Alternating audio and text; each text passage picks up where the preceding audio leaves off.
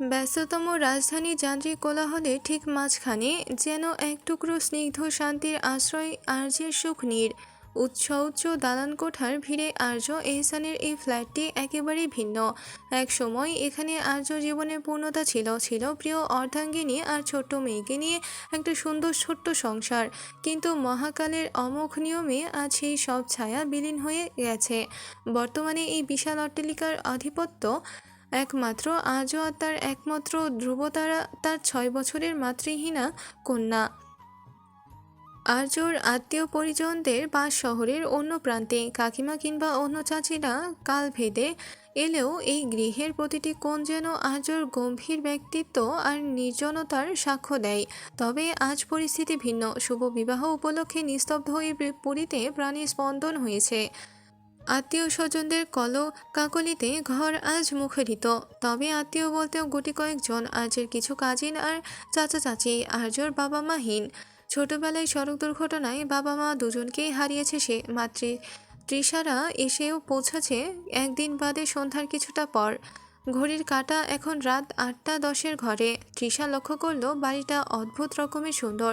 যদিও বিরক্তি আর অভিমানে তার দৃষ্টি অবনত, তবুও যতবার সে চোখ মেলেছে ততবারই অনুভব করেছে গম্ভীর্যের মোড়কে আবৃত থাকলেও এই গৃহের আনাচে কানাচে এক অনাবিল প্রশান্তি বিরাজমান।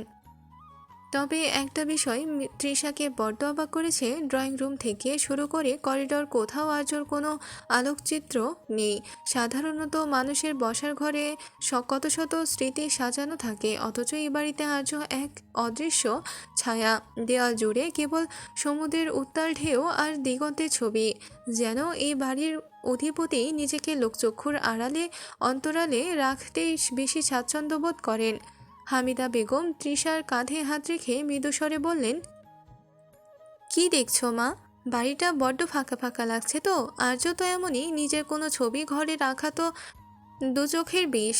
ও বলে স্মৃতি নাকি মনে রাখতে হয়, দেওয়ালে নয়। তৃষা মনে মনে ভাবল, স্মৃতি নাকি আবার অস্তিত্বহীন।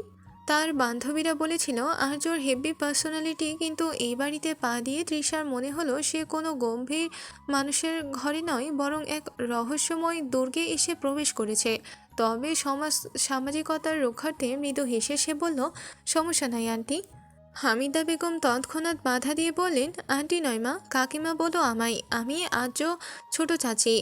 ওর মার মৃত্যুর পর থেকেই ছেলেটা আমার কাছে মানুষ হয়েছে। তৃষা প্রত্যুত্তরে মৃদু হাসল। হামিদা বেগম ফের বললেন, এখন থেকে নিষ্প্রাণ বাড়িটাকে আবার প্রাণবন্ত করার দায়িত্ব কিন্তু তোমার মা। পারবে তো সময় স্রোতে হাসি আনন্দ লীন হয়ে যাওয়া বাড়িটাকে পুনরায় হাস্যোজ্জ্বল করতে? কথাগুলো সংক্ষিপ্ত, তবে তার গভীরত্ব পড়তে পড়তে অনুভব করল তৃষা। হৃদয়ে হঠাৎ সূচনা হলো অযাচিত কম্পনে। সে জানে প্রতিশ্রুতি রক্ষা করা কতটা কষ্টসাধ্য, বিশেষত প্রতিশ্রুতি যদি হয় অপছন্দের কিছুকে ঘিরে। সে দিগিতিক সে দিকবিদিক খুঁজে না পেয়ে হঠাৎ বলল, আমি একটু ওয়াশরুম যেতে চাই কাকিমা। হামিদা বেগম বিচলিত হয়ে উঠলেন। তৎক্ষণাৎ পাশে থাকা মেয়ে সাবরিনাকে ডেকে বললেন, সাবু, ভাবিকে একটু ওয়াশরুমটা দেখিয়ে দেওয়া আয় তো। সাবরিনা আর মৃত্তিকা হামিদা বেগমের মেয়ে। সাবরিনা তৃষার বয়সী হলেও মৃত্তিকা বয়সে সামান্য ছোট। সাবরিনা সোফায় বসে চিপস খাচ্ছিল। মেয়েটা আদেশ পেতেই দ্রুত তৃষার সাথে হাত ধরে আন্তরিক কণ্ঠে বলল, চলো ভাবি। তৃষা হাঁপ ছেড়ে বাঁচল যেন। সে ভালো করেই জানে ওয়াশরুম যাওয়াটা বাহানা মাত্র, তবুও মিথ্যা প্রতিশ্রুতি দিয়ে তা ভঙ্গ করা থেকে এই মিথ্যা বলে বাঁচা ঢের ভালো।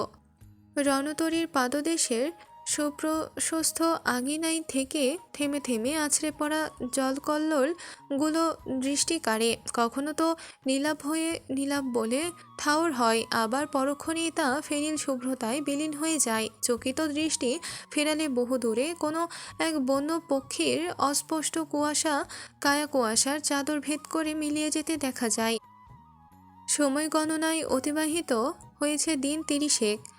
বিশাল এই আটলান্টিক মহাসাগরের হৃৎপিণ্ডে আজও রণতরীটি এখন এক নিঃসঙ্গ দ্বীপের মতো ভেসে চলেছে। চারিদিকের আকাশ যেন জলরাশির সঙ্গে একাকার হয়ে এক ধূসর নিস্তব্ধতা তৈরি করেছে। মাঝে মাঝে উত্তাল ঢেউ যখন লোহার দেওয়ালে সজোরে আঘাত হানে, তখন সেই গর্জনে এক ধরনের রুদ্র সঙ্গীত বেজে ওঠে। আর্য রেলিং ধরে নির্বিশেষ চেয়ে আছে সে নীল দিগন্তের দিকে। লোনা বাতাস আর চুলগুলো অবিন্যস্ত করে দিচ্ছে, কিন্তু তার পাথর কিন্তু তার পাথরে মুখায়বে বিন্দু মাত্র বিকার নেই। তার চোখে আজ আর সমুদ্রের নীল নেই, আছে কেবল এক গভীর শূন্যতা। হঠাৎ ভারী বুটের শব্দে আর্য তন্ময়টা কাটল। নৌবাহিনীর প্রধান অ্যাডমিরাল শফকত সাহেব ধীর পায়ে আর্যর পাশে এসে দাঁড়ালেন। বয়সে বড় হলেও আর্যর সঙ্গে তার সম্পর্কটা কেবল আদেশ নির্দেশের নয়, বরং এক আত্মিক স্নেহের। সমুদ্রের এই নির্জনতায় তার কণ্ঠস্বর বেশ গম্ভীর শোনালো। তিনি আর্যর কাঁধে হাত রেখে ঈষৎ হেসে বললেন, হোয়াটসঅ্যাপ ইয়াংম্যান, সাগরের নোনা জলে কি ঘরের মিষ্টি ঘ্রাণ ভুলে গেলে?